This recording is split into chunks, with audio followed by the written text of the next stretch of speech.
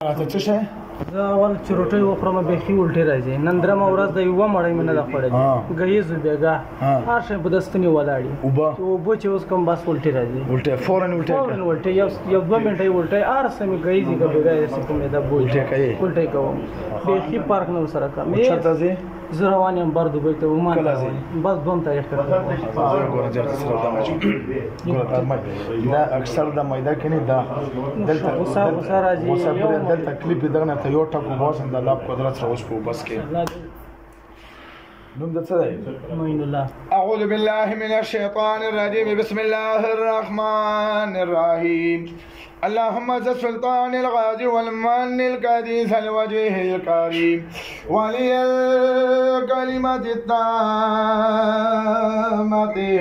والدعوات المستجابة عافظ الله من الفوس الجل وأعين الأنس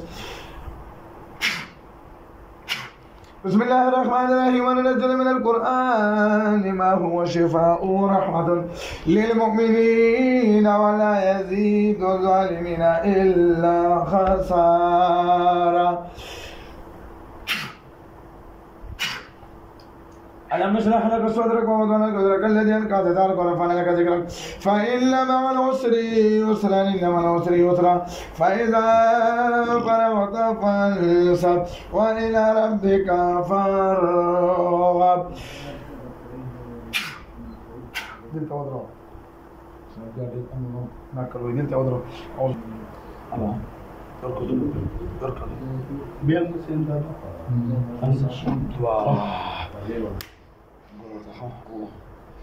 بخلوش أعوذ بالله من إبليس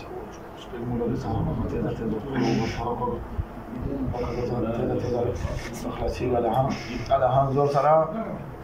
وقدر الله على ويسي كلو شي وبان شباب خلاص الشر على وركضوا ترزولا على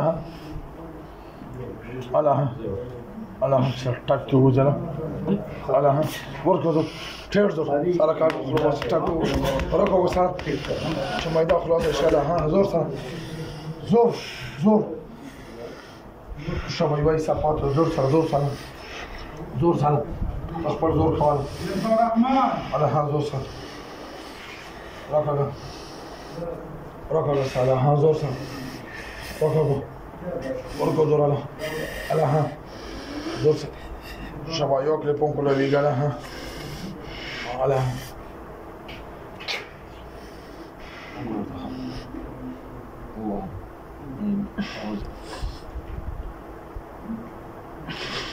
هو كده اضرب وسع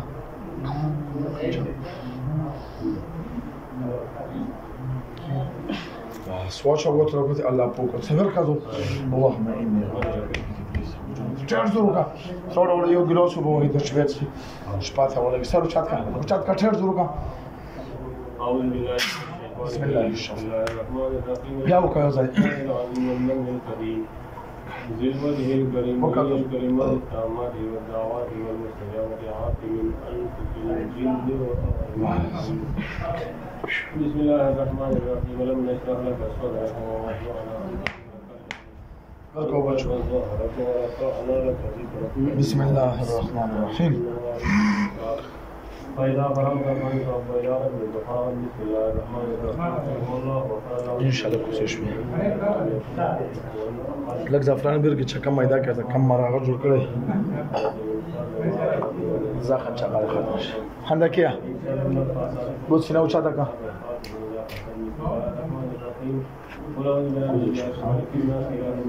گوزش مکمل گوزش څنګه به کېدل دا شنو چې اوس مړۍ وخوړله هر شی به مې په بوی دا اوبه به چې اوس کله چېرته به ودرېدې بس په دغه کې بستونه کې به مې ولاړې لاندې به نه راتلې لاندې به نه تلې الټۍ به راتلله د پرون راڅخه بیخي ختم یم نه روټۍ مې خوړلې ده خالي دومره کې روټۍ ته پرون ورځ او شپه تېرله اوس الحمدلله اوس مې بیا ستونی خلاص کوزش مې مکمل کوزش بالکل اوس دومره په عذاب وم چې زړل مې ذاته ونه الحمدلله برابر خوش خوشاله شوم دعا الله دې عزت ورکړي. اشکدا مراد مې ان شاء الله